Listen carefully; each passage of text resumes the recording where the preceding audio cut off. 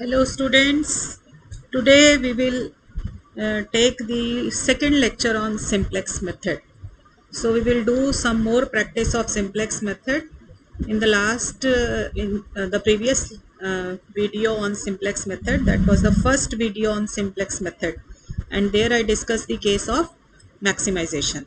In this we will take the case of minimization plus few more constraints. Okay, in the last lecture it was only 2 constraints. Right now we will take the case of 3 constraints. I advise all of you to go through the lecture number 1 of simplex method, because that was the introductory lecture. If you do not go through that lecture, so it would be difficult for you to understand this one. Okay, सो बच्चों, मेरी राय आप सबको यही है कि पहले simplex method का lecture number 1 आप ज़रूर सुन के आएँ, क्योंकि उसमें मैंने बहुत डिटेल में एक एक चीज़ आपको समझाई है. अब वो प्रोसीजर बार बार लगेगा, ठीक है, तो वो आपको अच्छे से आना चाहिए. तो पहले सिंप्लेक्स मेथड का लेक्चर नंबर 1 सुन लीजिए, फिर इसके बाद लेक्चर नंबर 2 पे आना. और अगर आपने ये अच्छे से सीख लिया एक बार सिंप्लेक्स मेथड, तो ये सब्जेक्ट आपके लिए बहुत आसान हो जाएगा. तो चलिए स्टार्ट करते हैं लेक्चर नंबर 2. तो देखिए, आज क्वेश्चन है आपके पास, solve the following linear programming problem by simplex method. Here I have taken the objective function of minimization. Right, this is the objective function and these 3 less than equal to का sign चिन्ह के आगे लिखा हुआ है. These 3 are my constraints. Right, less than equal to के तीनों constraint है. और ये जो लास्ट वाली इक्वेशन मैंने यहाँ पे लिखी हुई है, ये है मेरी नॉन नेगेटिविटी रिस्ट्रिक्शन. इन सब का क्या मीनिंग होता है ये मैं लेक्चर नंबर 1 में आपको समझा भी चुकी हूँ. ठीक है, तो I told you that the very first thing in simplex method is to look at the objective function. अगर आपका ऑब्जेक्टिव फंक्शन मिनिमाइजेशन का है तो बहुत अच्छी बात है, हमें कुछ नहीं करना, क्योंकि हमें सारा काम मिनिमाइजेशन पे सीखना है.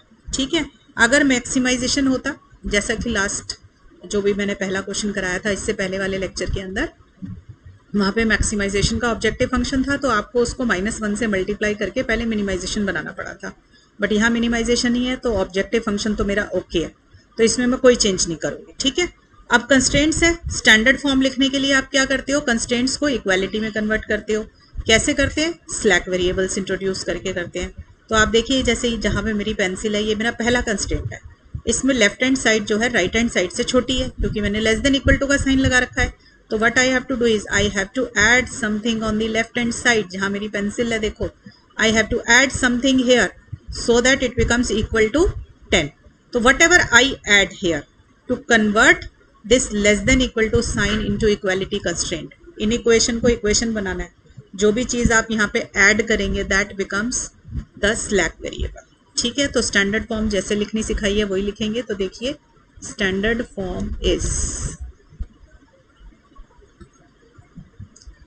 आपका objective function as it is रहेगा, minimum z equal to -x1 + 2x2. ठीक है, सब्जेक्टेड टू द कंस्ट्रेंट. आपके कंस्ट्रेंट ये दे रखे हैं, -x1 + 3x2 less than equal to 10, और x1 + x2 less than equal to 6, x1 - x2 less than equal to 2, and x1 x2 greater than equal to 0. यही दे रखे थे ना बच्चों. तो आपको मैंने बताया था कि इस इनइक्वालिटी का साइन हटाओ लेस देन का, और इसके अंदर एक वेरिएबल ऐड कर दो s1. ठीक है, समझ लो, लेफ्ट हैंड साइड अगर मेरी 6 थी और राइट हैंड साइड मेरी 10 थी, तो एक तरीके से s1 की वैल्यू 4 हो गई. ठीक है, तो ये इक्वेशन में कन्वर्ट हो गया. ऐसे ही इस वाली सेकेंड इक्वेशन में भी आप s2 वेरिएबल डाल देंगे. ये s1 s2 स्लैक वेरिएबल्स है मेरे, और इसमें आप s3 डाल देंगे. ठीक है, तो ये s1 s2 s3 मेरे क्या है, स्लैक वेरिएबल्स. आपको मैंने बताया था कि we always assign a cost of 0 to all the slack variables. ठीक है, तो अब इनकी एंट्री ऑब्जेक्टिव फंक्शन में करते हैं. 0s1 0s2 0s3. देखो बेटा, जो ये स्लैक वेरिएबल्स होते हैं या डिसीजन वेरिएबल्स होते हैं, इन सब का जो कंट्रीब्यूशन या जो कॉस्ट होती है वो ऑब्जेक्टिव फंक्शन में लिखी होती है.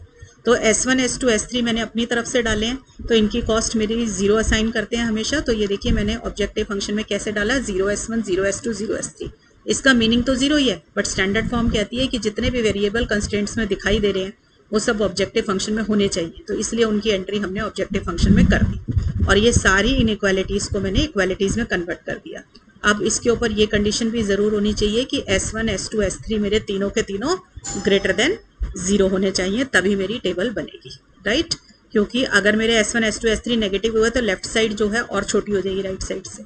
अब हम क्या करेंगे, अपनी अब टेबल सेट करेंगे, सिंप्लेक्स टेबल।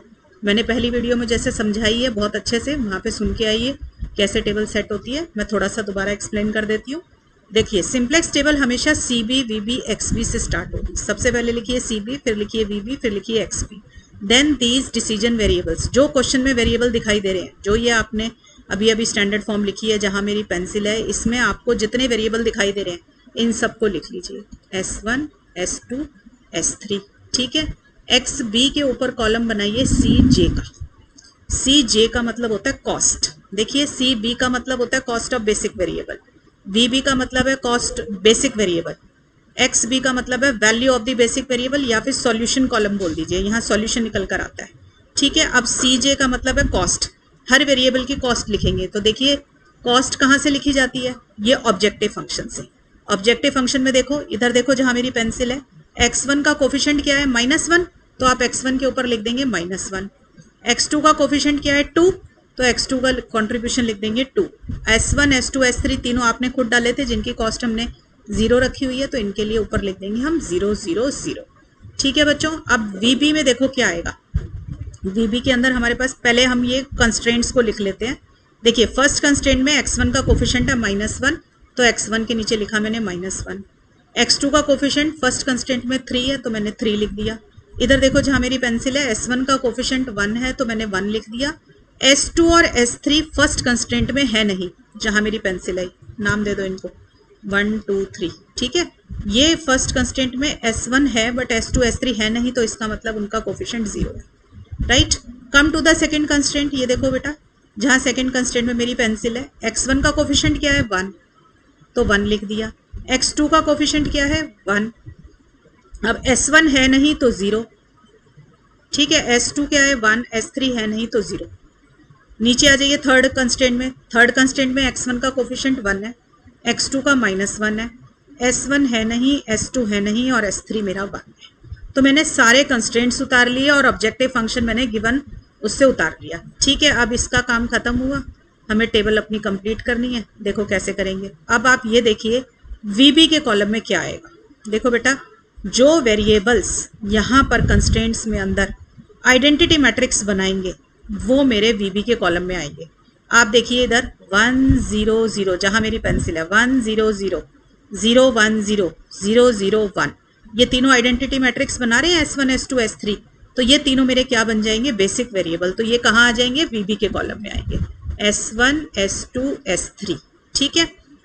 तो ये तीनों मेरे VB के कॉलम में आ गए। कैसे पता चलेगा कि S1 पहले आएगा या S2 आएगा, तो देखिए 1 जिसके कॉरेस्पॉन्डिंग होगा वो आएगा। 1 किसके कॉरेस्पॉन्डिंग है, इस वाले कॉलम में S1 के कॉरेस्पॉन्डिंग है ना, तो ये VB के कॉलम में आएगा। इधर देखिए 0 1 0 में 1 जो है S2 के कॉरेस्पॉन्डिंग है, तो S2 आएगा VB के कॉलम में। सिमिलरली S3 थर्ड कॉलम में, ठीक है। अब देखिए XB कहाँ से लिखा जाता है। देखिए इधर जो मेरा फर्स्ट कंस्ट्रेंट है, इसमें राइट साइड जो थी ये वाली 10 6 और 2, तो ये 10 6 और 2। बेटा एक बात और बहुत इंपॉर्टेंट रह गई आप लोगों को बतानी, मैं अब याद आई है तो एक बारी पहले वही बता दूं। आप ये याद रखिए कि जो भी गिवन क्वेश्चन आपको मिला हुआ है, ये इस गिवन क्वेश्चन में ये राइट साइड, सबसे पहले आपने यही काम करना है। गिवन क्वेश्चन में जो ये राइट साइड है 10 6 2, ये हमेशा पॉजिटिव होनी चाहिए। अगर ये नेगेटिव दिखाई दे तो पहले पूरे कंस्ट्रेंट को माइनस साइन से मल्टीप्लाई कर देना, ठीक है। इस बात का हमेशा ध्यान रखिए कि पूरे सिंप्लेक्स मेथड के अंदर या पूरा सिलेबस आपका आगे जितने भी एल्गोरिथम सिखाऊंगी आपको, उसमें जो ये राइट साइड है आपकी, ये हमेशा पॉजिटिव होनी चाहिए। अगर नेगेटिव होगी तो आपको कैसे हैंडल करना वो मैं आपको सिखा दूंगी 1-2 क्वेश्चन लेके, ठीक है। माइनस साइन से मल्टीप्लाई करके हम क्वेश्चन को चेंज कर लेंगे, that I will explain you in another lecture, okay. But इसकी हैबिट बना लीजिए कि आपने सबसे पहले ये देखना है कि राइट साइड सब कंस्ट्रेंट्स की पॉजिटिव है कि नहीं, ठीक है। और दूसरी बात ये देखनी है कि ऑब्जेक्टिव फंक्शन मैक्सिमम का है कि मिनिमम का है, ठीक है। ये 2 बातें आप जरूर ध्यान देंगे। तो चलिए, अभी तो हमारी बाय डिफॉल्ट ठीक ही है ये। तो ये हो गया, मैंने राइट साइड को लिख लिया XB के कॉलम में। अब CB में क्या आएगा, CB के अंदर आती है कॉस्ट ऑफ बेसिक वेरिएबल, ठीक है। देखो इधर S1 S2 S3 मेरे बेसिक है ना, इनकी कॉस्ट लिखेंगे। कॉस्ट कहाँ से उठानी चाहिए, CJ से उठानी चाहिए। देखो S1 S1 के ऊपर देखो जहां मेरी पेंसिल है, ये क्या लिखा है 0, तो मैं यहाँ लिख दूंगी इसकी कॉस्ट 0। अब S2 के ऊपर देखो, S2 के ऊपर देखो यहाँ पे इसके हेड पे क्या लिखा हुआ है CJ में 0, तो मैं लिख दूंगी 0। S3 का देखो जहां मेरी पेंसिल है, S3 की कॉस्ट कितनी लिखी है 0, तो हम लिख देंगे 0, राइट। तो मेरी सिंप्लेक्स टेबल तो बेटा सेट हो गई, राइट। अब इसके ऊपर कैलकुलेशन वर्क करेंगे, ठीक है। देखिए वैसे आपको ये वीडियो भी अच्छे से समझ आएगा, इंडिपेंडेंट ही है फर्स्ट वीडियो का, बट बेटर रहेगा कि अगर आप फर्स्ट वीडियो पहले सुन लें, उससे उसमें थोड़ा ज़्यादा डिटेल में अच्छे से मैंने समझाया है, तो आसानी होगी आपको, ठीक है। तो अब देखिए बच्चों क्या करना होता है नीचे। अब इसके नीचे मैं कैलकुलेट करूंगी XB के नीचे ZJ, ठीक है। ZJ मुझे किसका कैलकुलेट करना है, हर कॉलम का ZJ मुझे कैलकुलेट करना है, राइट। मैंने जैसे X1 का ZJ कैलकुलेट करके यहाँ लिखूंगी जहां मेरी पेंसिल है। जिसका भी आपको ZJ कैलकुलेट करना है ना, what you have to do is you have to multiply that column by the column of CB। आप CB के कॉलम से लास्ट में जो बिल्कुल एक्सट्रीम लेफ्ट कॉर्नर पे आपका कॉलम लिखा होता है ना, उससे मल्टीप्लाई कर दो। देखो कैसे, -1 इंटू 0, फर्स्ट एलिमेंट फर्स्ट से करो, सेकेंड एलिमेंट सेकेंड से मल्टीप्लाई करो, थर्ड एलिमेंट थर्ड से करो और ऐड कर दो। तो देखो 0 इंटू -1 0, फिर ये वाला 0 मल्टीप्लाइड बाय सेकेंड वाला 1, तो ये भी 0 आ गया। फिर देखो ये वाला 0 जिसके ऊपर मेरी पेंसिल है, दिस 0 मल्टीप्लाइड बाय 1, तो ये भी 0 आ गया। तो मेरा आंसर आ गया 0 ZJ का। बेटा ये सिर्फ फर्स्ट टेबल में होगा क्योंकि स्लैक वेरिएबल्स आते हैं, स्लैक वेरिएबल्स की कॉस्ट 0 होती है, ठीक है। आगे चलते हैं, देखिए नेक्स्ट आ जाइए X2 वाले कॉलम का आप ZJ निकालना है ना, तो इस X2 वाले कॉलम को कॉरस्पॉन्डिंगली मल्टीप्लाई कर दीजिए CB से। तो 0 इंटू 3 0, प्लस 0 इंटू 1 0, ये वाला सेकेंड एलिमेंट सेकेंड से, थर्ड एलिमेंट थर्ड से, तो आ गया 0। ऐसे ही S1 का कॉलम देख लीजिए, S1 के कॉलम में मेरे पास एंट्रीज है 1 0 0 और CB का कॉलम से मल्टीप्लाई करोगे 0 0 0, तो ये भी आपका 0 आ जाएगा। इधर देखिए S2 में भी 0 मल्टीप्लाइड बाय 0, फिर 0 इंटू 1, फिर 0 इंटू 0, ठीक है बच्चों। सिमिलरली S3 का कॉलम भी आपका 0 दे देगा। Once you get this ZJ, now I will be calculating ZJ minus CJ। अच्छा बच्चों बुक्स में ना वो लोग इसका भी निकाल देते हैं, यहाँ पे X इसका भी, ये देखो यहाँ पर भी निकाल देते हैं वो, इसको भी XB का भी ZJ निकाल देते हैं, XB इंटू 0, ये 10 इंटू 0 0, 6 इंटू 0 0, 2 इंटू 0 0, तो वो कहते हैं यहीं पर Z की वैल्यू निकल जाती है, तो यही आंसर बन जाता है लास्ट की टेबल पे। वो भी ठीक है, मेरी आदत है मैं बच्चों को लास्ट में कहती हूँ कि जो भी वैल्यू निकल कर आती है सॉल्यूशन उसको गिवन ऑब्जेक्टिव फंक्शन में डाल के निकाला करो, तो मैं इसको कंसीडर नहीं करती, ठीक है। तो करना है कंसीडर कर लो, नहीं करना मत करो, कोई दिक्कत नहीं है, ठीक है। अब निकालेंगे ZJ माइनस CJ, ठीक है। तो ZJ माइनस CJ का है, देखो ZJ तो मेरे ये रहे जो मैंने अभी भी निकाले हैं, और CJ इनके टॉप पे लिखे हुए, ठीक है। तो टॉप पे जो लिखे हैं ZJ माइनस CJ निकालो, तो देखो 0 माइनस, ये देखो X1 का ZJ है 0 जहां मेरी पेंसिल है, और X1 का CJ ये लिखा हुआ टॉप पे जहां मेरी पेंसिल अब है, ये लिखा हुआ इसका CJ, ठीक है। तो 0 माइनस -1, तो मेरा आ गया 1, ठीक है। अब इधर आइए X2 का ZJ कैसे निकलेगा, ये लिखा हुआ 0 जहां मेरी पेंसिल है, 0 माइनस इसका CJ कहाँ है, इसके ऊपर लिखा हुआ है, देखो ये रहा 2 जहां मेरी पेंसिल है, सो 0 माइनस 2 क्या आ जाएगा -2। अब आ जाइए इस पर, इधर लिखा है 0, इसके बिल्कुल टॉप पे लिखा है 0, तो 0 माइनस 0 आ गया 0, क्लियर। ऐसे ही इसका भी आ जाएगा 0 और ये भी आ जाएगा 0, ठीक है बच्चों। तो ZJ माइनस CJ हमने सबके निकाल लिए। अगर ये ZJ माइनस CJ सबके सब all are less than equal to 0, तो आपका आंसर आ चुका है, ठीक है। I repeat, if all ZJ minus CJ less than equal to 0, तो आपका आंसर आ चुका है। और अगर एक भी ZJ माइनस CJ आपका पॉजिटिव रह जाता है, तो आपका आंसर अभी नहीं आया, ठीक है। जैसे इसके अंदर आप देख रहे हो कि ये X1 जो है, X1 के कॉरेस्पॉन्डिंग जो ZJ माइनस CJ है, ये मेरा 1 आ रहा है, तो ये अभी पॉजिटिव है। जब तक एक भी पॉजिटिव ZJ माइनस CJ आ रहा है, तो वो अभी एंटर करेगा बेसिस में, आंसर आपका नहीं आया। एक से ज़्यादा नंबर पॉजिटिव आ जाए, एक से ज़्यादा ZJ माइनस CJ अगर पॉजिटिव आ जाए, तो जो सबसे बड़ा होगा लार्जेस्ट पॉजिटिव को आप चूज कर लेंगे। कैसे चूज करना है ये देखो, मैं अब इसकी इंक चेंज कर लेती हूँ। इधर देखिए, ये ZJ माइनस CJ का पॉजिटिव आया, तो मैं यहाँ पर एरो लगाऊंगी और मैं बोलूंगी ये किसके कॉरेस्पॉन्डिंग आया है, X1 के कॉरेस्पॉन्डिंग आया है। सो माई x1 is the entering variable.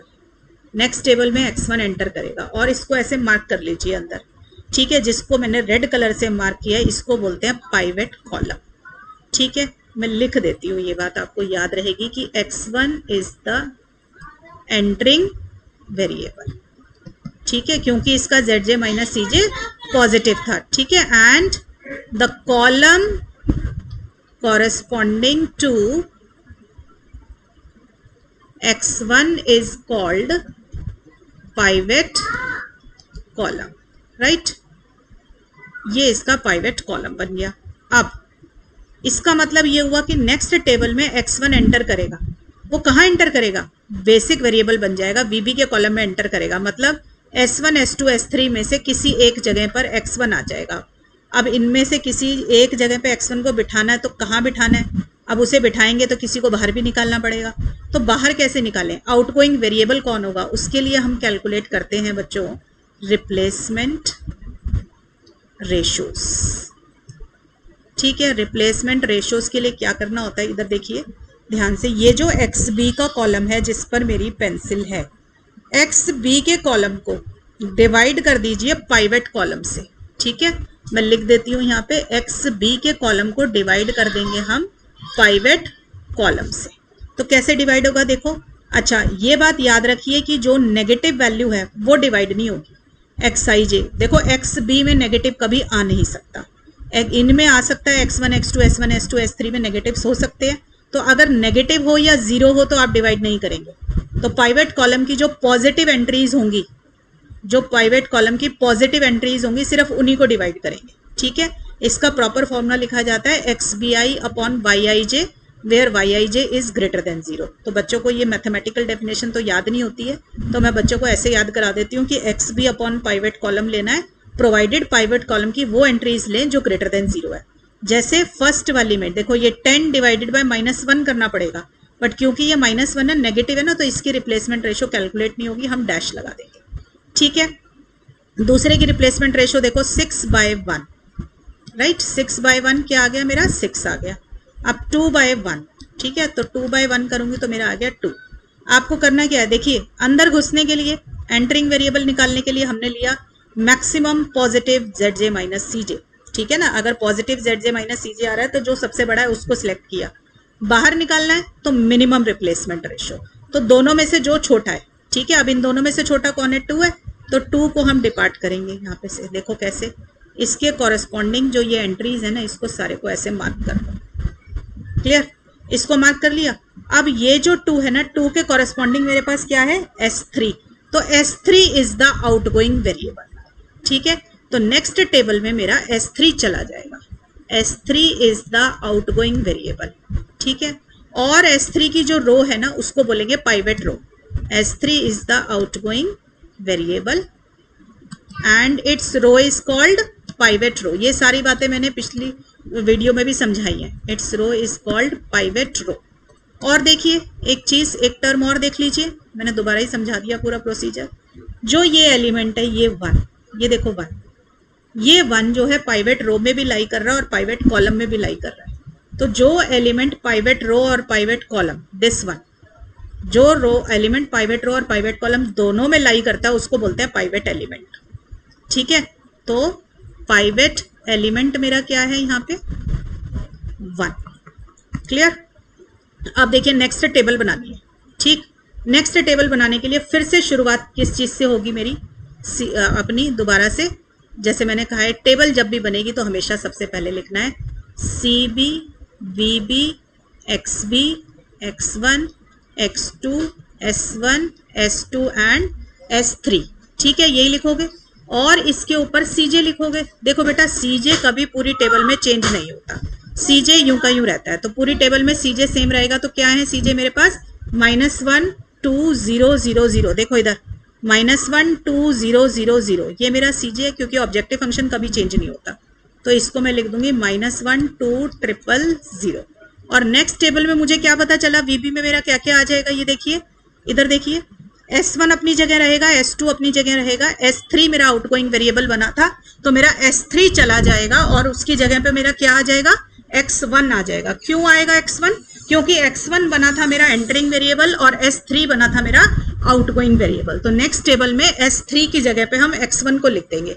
तो मेरा VB के कॉलम में आ जाएगा S1, S2 और X1। ठीक है, तो मैंने लिखा S1, S2 और X1। ठीक है, अब इतना लिखने के बाद आप क्या करेंगे, देखिए सबसे पहले आप अपना कॉस्ट का कॉलम फिल करेंगे।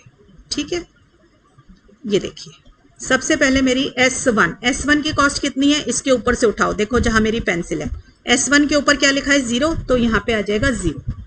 S2 देखो, S2 के ऊपर क्या लिखा हुआ है 0, तो कॉस्ट में आ जाएगा 0। X1 देखिए, X1 के ऊपर मेरा क्या लिखा हुआ है -1, तो X1 के ऊपर आ जाएगा -1। क्लियर है। अब ये भरने हैं X1। तो सबसे पहले मेन एंट्री इसमें क्या होगी, सबसे पहली ऑपरेशन आप लगाएंगे। देखो मेरी पाइवेट रो क्या बनी थी, मेरी पाइवेट रो बनी थी S3। तो सबसे पहले मैं S3 को लिखूंगी।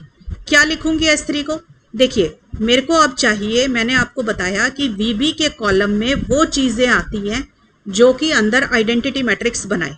ठीक है, तो अब मैं ये चाहती हूँ कि S1, S2 और X1 ये तीनों मिलकर आइडेंटिटी मैट्रिक्स बना दे अंदर। इसके लिए क्या जरूरी है कि देखो यहाँ पर S1 के कॉरस्पॉन्डिंग 1 आना चाहिए, यहाँ पर S2 के कॉरस्पॉन्डिंग 1 आना चाहिए और यहाँ X1 के कॉरस्पॉन्डिंग 1 आना चाहिए। तो मेरे को इस तरीके से ऑपरेशन लगानी है कि ये ऑटोमेटिकली आएंगे अपने आप।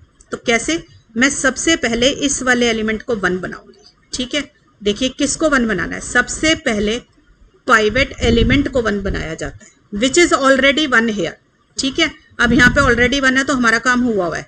अगर ये 1 ना होता, या ये जहां मेरी पेंसिल है जो पाइवेट एलिमेंट है, सपोज कर लो ये 4 होता, तो हम क्या करते, पूरी रो को 4 से डिवाइड कर देते, पूरी वाली जो रो है इसको 4 से डिवाइड कर देते ताकि यहाँ पे 1 बन जाए। ठीक है, जो लास्ट वीडियो में मैंने क्वेश्चन कराया था उसमें मैंने बना के दिखाया था, कोई और नंबर था यहाँ पे तो हमने बना के भी दिखाया था। आपने सीधा पाइवेट रो को डिवाइड कर दिया था पाइवेट एलिमेंट से, तो आपकी वो यहाँ पर 1 आ गया था। अब इस क्वेश्चन में तो ऑलरेडी 1 है, तो मेरा काम हुआ है। तो क्या आ जाएगा, मैं इसको एज इट इज कॉपी कर लूंगी, इस वाली रो को 2 1 -1 0 0 1। ठीक है, तो 2 1, ये मैं अभी हटा रही हूँ, ये अपने आप ऑटोमेटिकली आने चाहिए। ठीक है, 2 1 और क्या थे मेरे पास, 1 मिनट लिखने दो मुझे, 2 1 -1 0 0 1। ठीक है बच्चों, अब देखो मैं क्या चाहती हूँ, यहाँ पे मेरा 0 बन जाए, जहाँ यहाँ मेरा 0 बन जाए और मेरा यहाँ पे 0 बन जाए। तो इसको 0 बनाने के लिए मैं क्या करूँगी, एलिमेंट्री रो ऑपरेशन का इस्तेमाल करूँगी। मैंने एलिमेंट्री रो ऑपरेशन लगानी सिखाई थी आपको, अब सीख लीजिए दोबारा से। देखो मैं R2 लिखना चाहती हूँ, पहले मैं R2 लिख रही हूँ, सपोज ये वाली R2 रो लिख रही हूँ। इसका देखो पहली वाली रो का नाम R1, दूसरी रो का नाम R2, तीसरी रो का नाम R3।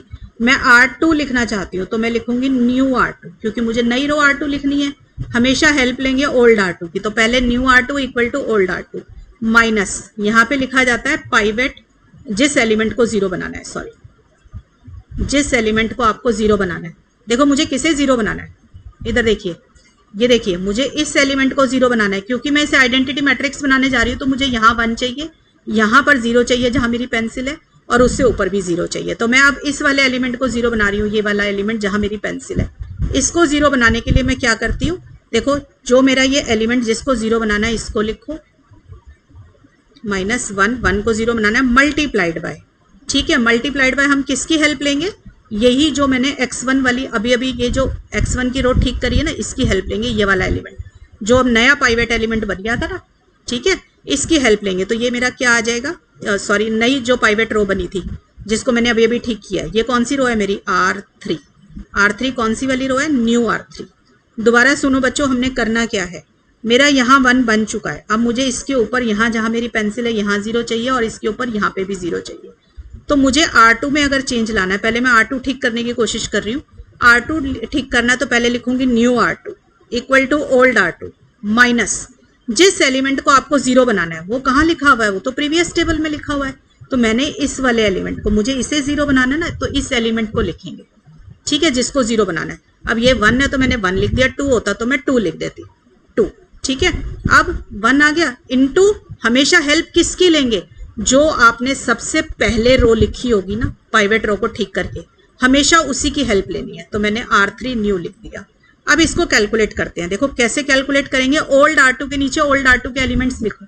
ये देखिए इधर ओल्ड R2 के एलिमेंट्स क्या है, 6 1 1 0 1 0। देखो बच्चों जहां मेरी पेंसिल है 6 1 1 0 1 0, तो मैं इन एलिमेंट्स को लिख लेती हूँ। 6 1 1, देखिए 6 1 1 0 1 0, minus minus minus minus minus 1 multiply 1 multiply, ठीक है, इस तरीके से लिखा, इनटू न्यू R3।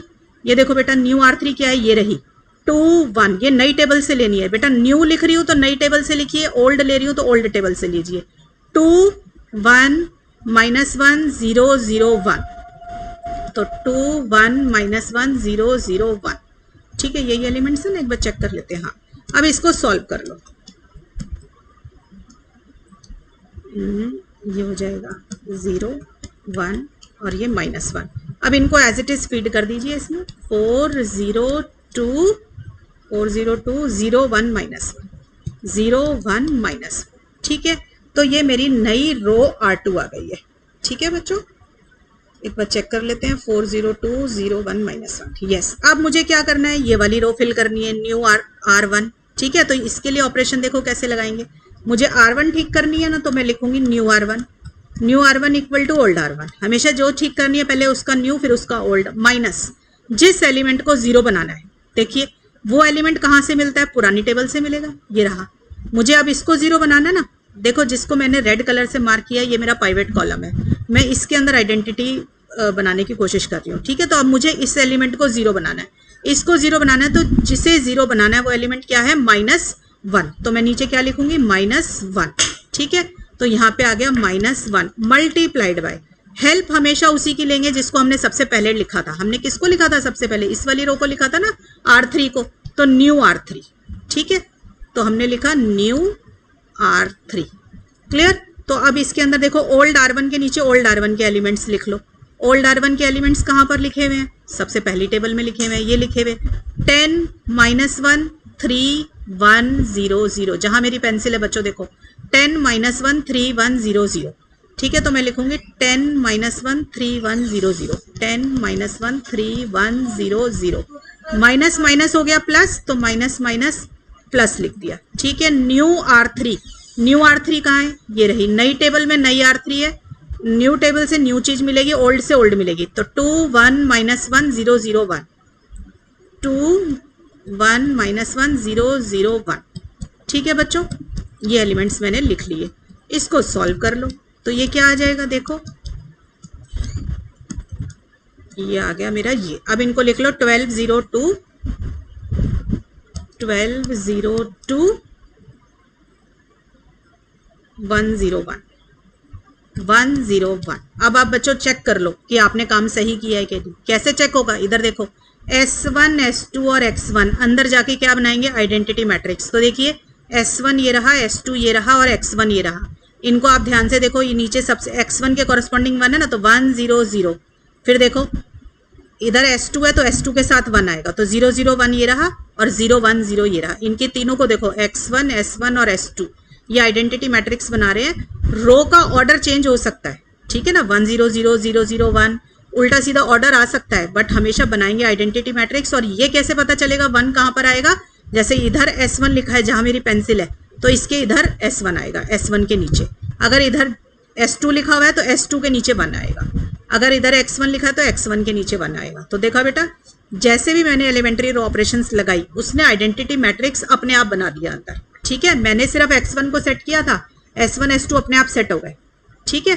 तो जो अंदर आइडेंटिटी मैट्रिक्स बना देता है वो बन जाते हैं बेसिक वेरिएबल, और ये एक चेक करने का तरीका है कि आपकी टेबल सही बनी है, राइट। अब फिर वही काम करेंगे, ZJ कैलकुलेट करेंगे। तो ZJ निकालने के लिए क्या बताया आपको कि जिस भी कॉलम का ZJ निकालना है उसको मल्टीप्लाई कर दीजिए CB के कॉलम से एलिमेंट वाइज। देखो फर्स्ट एलिमेंट विथ फर्स्ट, देखिए इधर जहां मेरी पेंसिल है X1 में लिखा है 0 और यहाँ पे CB में भी लिखा है 0, तो 0 इंटू 0 0, प्लस X1 में लिखा है 0, CB में लिखा है 0, तो 0 इंटू 0 0, प्लस X1 के अंदर लिखा है 1 और CB में लिखा है -1, तो 1 इंटू -1 इज -1, ठीक है। तो यहाँ आ गया -1। नेक्स्ट आ जाइए X2 के अंदर भी आप क्या करेंगे, आप सी बी के कॉलम से मल्टीप्लाई करेंगे तो देखो 2 into 0 0 plus 2 into 0 first element first से, सेकंड वाला सेकंड से। जिस भी कॉलम का जेड जे निकालना है आपको उसको मल्टीप्लाई करेंगे लास्ट वाले कॉलम से। अब देखो -1 इंटू -1, ठीक है, ये क्या बन गया 1, तो मेरा फाइनल आंसर आ गया 1।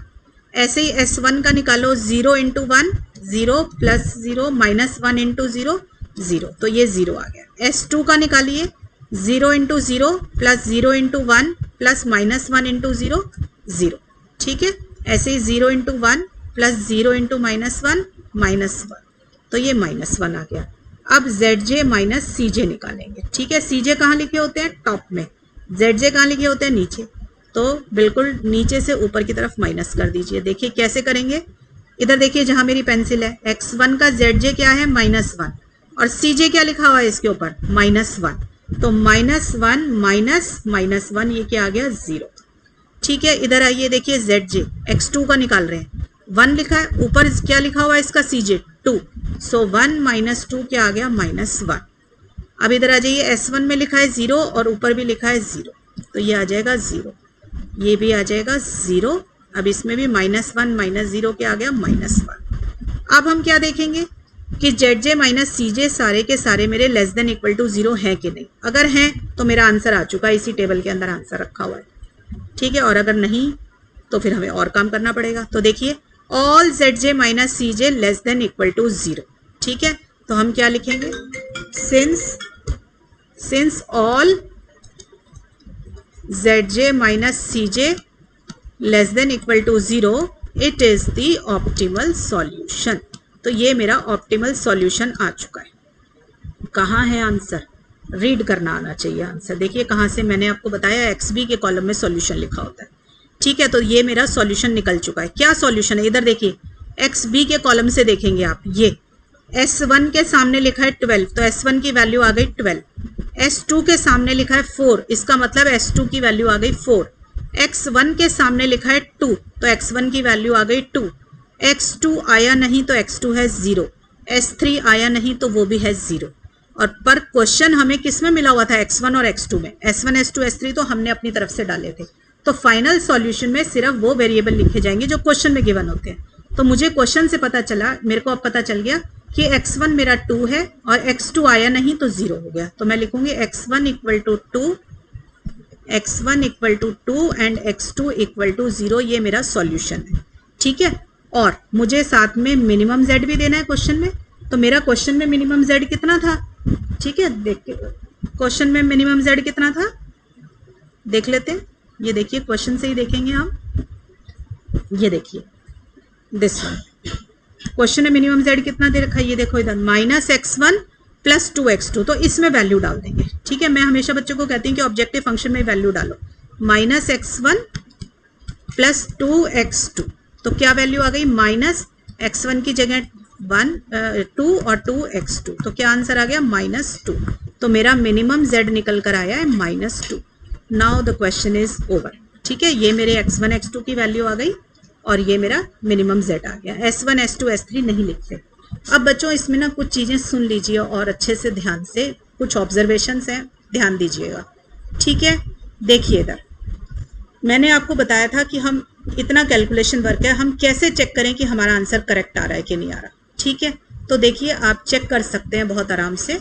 ये देखिए जो मेरी फर्स्ट टेबल होगी, आपकी एक प्रॉपर्टी होती है ZJ minus CJ corresponding to the slack variable are always 0। तो देखिए sorry, ZJ minus CJ corresponding to the basic variable are always 0। तो मेरे बेसिक वेरिएबल कौन है? इधर देखिए जहां मेरी पेंसिल है, VB के कॉलम में जो लिखा वो बेसिक है। क्या लिखा हुआ है? S1 S2 S3। तो इसके कॉरेस्पॉन्डिंग देखो ZJ माइनस CJ क्या आ रहे हैं, ये देखिए S1 S2 S3 ये थे, इनके ZJ माइनस CJ कितने आए हैं? 0 0 0। तो हमारी ये प्रॉपर्टी सेटिस्फाई हो रही है, इसका मतलब मेरा काफ़ी हद तक काम सही है। दूसरी चीज़ ये कि जो भी चीज़ VB के कॉलम में लिखी है वो अंदर जाकर आइडेंटिटी मैट्रिक्स बनाएगी। तो आप ज़रूर चेक किया कीजिए कि वो अंदर आइडेंटिटी मैट्रिक्स बना रहा है कि नहीं बना रहा। इससे मुझे ये पता चलता है कि मेरी काफ़ी कैलकुलेशन सही है, ठीक है। दूसरी टेबल में आइए, दूसरी टेबल में भी चेक करिए कि ZJ minus CJ corresponding to the basic variable 0 है कि नहीं। देखो VB के कॉलम में S1 S2 और X1 लिखा है।